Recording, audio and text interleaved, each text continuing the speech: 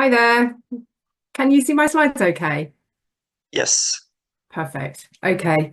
Um, Excellent. So thank you. I really enjoyed Adrian's presentation as well. So hopefully there isn't too much overlap. I don't think there is. But where there is, hopefully you'll see that as a reinforcement of an important message. So thank you very much for the opportunity to speak to you this morning. I've accepted the invitation on behalf of a team of academics based at Loughborough University. That's in the sort of the Midlands of the UK. And as a team, a sort of multidisciplinary, interdisciplinary cluster of academics, we have been looking at this issue of digital decarbonisation for a number of years, led by two professors, Tom Jackson and Ian Hodgkinson, both based in Loughborough Business School, like myself. But we have health and life scientists, computer scientists like yourself, Adrian, engineers, a whole bunch of us working on this together. And excitedly, we've recently secured a cluster of PhD researchers as well. So we're hoping that through that we can start to accelerate some of the evidence. And I should say that all the work that we're doing is geared around creating sort of useful tools for industry, organisations and individuals, as well as influencing policy and sort of global debates on this. So a bit like Adrian, I'm just going to sort of put some of those alarming figures out there. This sort of visual really sort of sums up for me our insatiable appetite for data. That's pretty much the focus of this presentation. And addiction to our smartphones, the wearable technologies we have, the sensors we have at work and at home on our doorbells and heating systems and lighting systems, just continues to escalate the appetite for this data. So just to sort of pick up on a few of these figures, really to sort of hammer the message home. So in terms of Netflix users, at any minute of any day, we're streaming 450,000 hours of content on our social media platforms. Facebook, we're sharing 250,000 photos every minute almost, further 65,000 on Instagram, and 2 million snaps being Snapchatted every minute as well. So an absolutely alarming amount of data that we're creating. So 175 to 180 is expected to be in the region where we are now in terms of global data volume. And if, like me, you're a bit old school and not a computer scientist, and those figures don't have a lot of meaning, and I think that's a lot of the problem here. That's the equivalent of 250 billion DVDs, so the content of 250 billion DVDs. So huge amounts of data that we are consuming, creating, and having to store in data centres. Adrian spoke about tipping point. I think we're looking in the face of it in terms of global data creation. So as explained, we're currently at that level of 175, somewhere 175 to 180 zettabytes. And that is just simply accelerating as we move forward into the next decade. So absolutely alarming. So another figure, 175 zettabytes, the equivalent to watching 6.8 billion years of Netflix consumption. So it would take you that amount of time to watch all of that content on Netflix. So at Loughborough, we've coined the phrase sort of data doomsday. So the figure, I think, speaks quite nicely to some of those shared by Adrian in terms of our increasing energy demands and the inability of those to be met by energy supply, let alone green energy supply. So the red line here is depicting sort of high consumption, the green line is depicting low consumption, and the blue lines are depicting our energy production. So the bright blue line at the bottom is renewable energies, the darker blue line all energies. And you can see quite clearly from this that we've already at 2025 overshot some of those energy provisions. So yeah, scary times in terms of where we're at. So for myself, I'm a social scientist. My background is in public management. So before joining academia, I used to work with local authorities, and I've also worked for charities like the organisers of this event. And so coming into this relatively fresh, my response is surely there must be some sort of policy around this, some sort of strategy around recognising that this is an issue. And alarmingly, the answer I got back from the team was a firm no, really. So every nation has strategies around achieving net zero. There's just a few shared here, and so a look of these indicates that we're not taking this. It's not present in existing policies and strategies. If anything, the opposite is true, and so our reliance on digitalization is seen as a supporter of achieving our net zero policies, or at least carbon neutral. Whereas we now know, obviously, that the opposite is true, and the focus has very much been on much more tangible activities, so production processes towards decarbonisation, improving energy efficiencies in our home, and that leads to sensors that are also exacerbating this problem. I think the other thing to say here is that since this slide was created, things have changed. So we've got Trump, who regards climate change to be a hoax, and is rolling back on quite a lot of the progress that was starting to be made in the US. But even in the United Kingdom, we've now got a national AI strategy. We want to be seen as an AI global leader. We're potentially going to create things like AI growth zones. So all of this is counterproductive to addressing this problem of digital decarbonisation. So flipping it onto a slightly more positive, and hopefully the rest of your day can take forward the actions here. What we want to do really is enable organisations and individuals to wake up to this problem, that digital data does have a CO2 footprint, and that CO2 footprint, as Adrian quite nicely outlined, is higher than that of the aviation industry. And I think a lot of that is around raising awareness and providing meaningful ways that people can find the problem and fix it. So the focus very much of what we've been doing at Loughborough is around trying to tackle this issue of dark data, or rot data, redundant, obsolete, trivial data. We know from existing research by ourselves, by IBM, that around 80% of all on-premises data, business data, comprises of this unused, minimally used, hidden data. 90% alarming figure of all sensor data collected by these Internet of Things devices is never being used. It's just being stored in data centres, consuming vast amounts of energy. So what we need to be thinking about is a shift in mindset to how data is viewed by individuals and by organisations, a bit in the same way that we have done with other actions towards reducing the impact on climate change.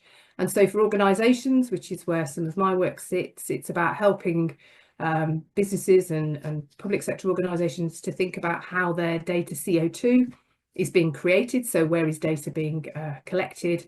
How is that being stored? Is the duplication in the storage of that, for example? And is it actually being used? Is it creating useful knowledge for the organisation, or is it just being largely ignored? Because then if we've shone a light on the subject and we've started to get a much greater sense of our sort of data footprint, we can start to measure it and start to improve our responses. At Loughborough, we're taking a very collaborative approach. So, as I said, we've got a cluster of sort of 9 academics, 5 PhDs. We're also working with policymakers, both in the UK and further afield, and other organisations, to try and develop and disseminate these more responsible data practices. So just to share a little bit about the work that we're up to, and sort of point you to a few of the tools that we are continuing to develop and able to share. And on the last slide, I haven't got a fancy QR code, I don't think, but I have got a list of some of the resources and a link to our mini website where we can provide some more help and guidance. So sort of 8 areas, which are the sort of key components of our, I suppose, organising framework for our work at Loughborough around digital decarbonisation. And as I've mentioned, a lot of this is around helping organisations understand where their data is and get a sense of how much of that is dark or unstructured data, or data that is being duplicated. In terms of our practices, some of this stuff on the bottom line, it's getting us to move away from this sort of store it all approach and sort of reliance on email trails. My own organisation is terrible at this, so we've got heavy over-reliance on email. We now seem to be duplicating that through repetition in Teams channels. So we're definitely suffering from this kind of information overload and this reluctance to move away from this sort of store it all approach. So these are some of the areas where we are trying to help people to be more strategic, more cautious around how they first of all collect data, but once it's there in the system, how they codify it, how they structure it, how they're able to use it effectively to improve what they're doing. So three-staged approach, and each of these approaches has some sort of developing tools. The first one is around reuse, so moving away from single-use data, a bit like we're moving away from single-use plastics, for example. So we're changing the knowledge management habits around data practices so that we don't simply collect it once, store it on a OneDrive and never revisit. When we are thinking about new projects, we are forecasting ahead. So we're starting to think about the data needs of those projects and the data journey. So how is that data going to be used? How is it going to be translated and shared with other individuals so it becomes meaningful and useful data? And what are we going to do with the data at the end of its lifespan? And then the third area is around develop. So this is just posing questions to encourage organisations to develop sustainability strategies for their digital data. So just to give you quickly just some examples of what those tools might look like. So this one is from a paper that Tom and Ian published in the Journal of Business Strategy, but provides quite a useful pathway scenario for moving away from single-use data. So what the paper argues is that ultimately we want to reduce the amount of dark data that we're collecting, and therefore as we acquire new knowledge, as we acquire new data, that data has to be socialised, has to be put out there within the organisation, externalised, so that it is used by others, interpreted, and therefore it becomes part of our organisational memory. So rather than just going on a single use and rapidly becoming dark, it becomes something that's part of the organisation's knowledge that it holds on to and that it can reuse. So to give you an example, I've recently completed research where I've synthesised a bunch of strategies. So I've saved them onto my OneDrive.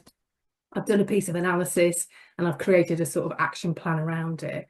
That piece of analysis holds quite a large data footprint. And so if I'm able to find pathways to make that knowledge more accessible and useful to others within my organisation and beyond my organisation, I'm putting that data to work, and it's not going to become dark.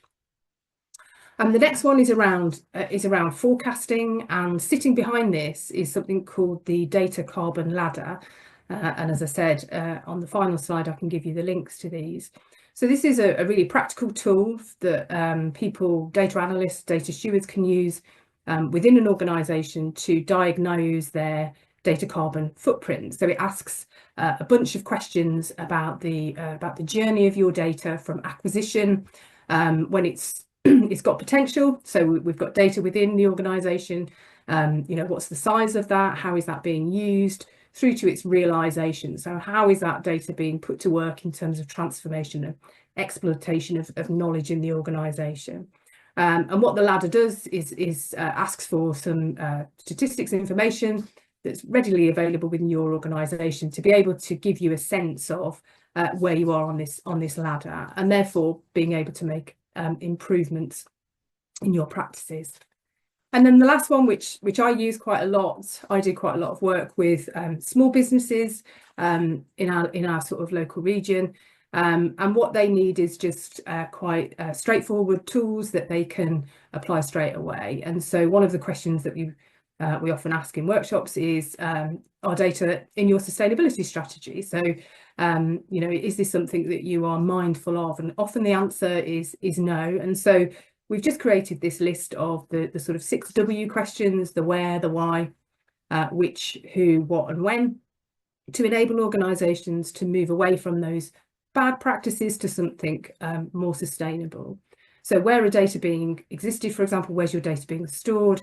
That allows organisations to then get a sense of the scale of dark data within their organisation, whether there's any duplication that can be removed, and over time then to re-ask that question and to see whether their data footprint is increasing or reducing. Why are new data and information needed? So rather than go out and do additional data collection or however that might be, is there stuff within the organisational memory that we can use in a different way or draw on resources? And then a lot around sort of structures and processes around data sharing and data disposal. So really kind of straightforward tools that people can use to move towards digital sustainability. So we're quite prevalent on sort of global stages, so particularly Tom and Ian talking at forums like the World Economic Forum and the OECD.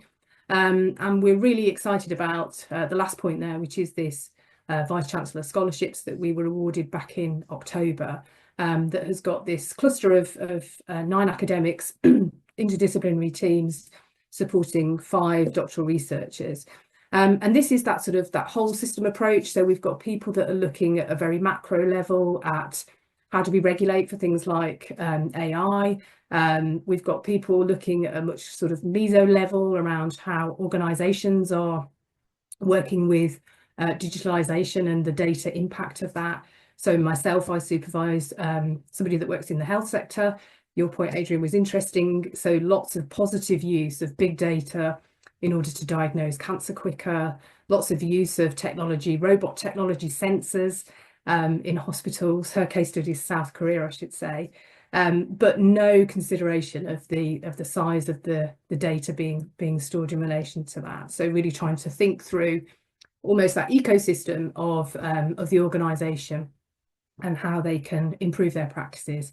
And then right down to sort of micro level and individual behaviours. So we've got one PhD that's looking at the sort of the store it all mentality that we all have to our own data. So the fear of letting go of photos of your children, the fear of deleting the email that's got your house insurance policy from 3 years ago, and that kind of sense of stress that we have, and trying to move away from those kind of practices to feeling much more confident about cleaning up our own sort of data footprints. So lots of stuff that we're up to at Loughborough. I'm more than happy to share the links that are available to you. But if you go to the website at digitaldecarb.org, that's a sort of mini site where we are continuing to upload all the stuff that comes out of the cluster at Loughborough. So hopefully that's given you a bit of a flavour of what we're up to. I'll stop sharing so I can see you again. And again, yes, thank you very much for the opportunity to speak to you.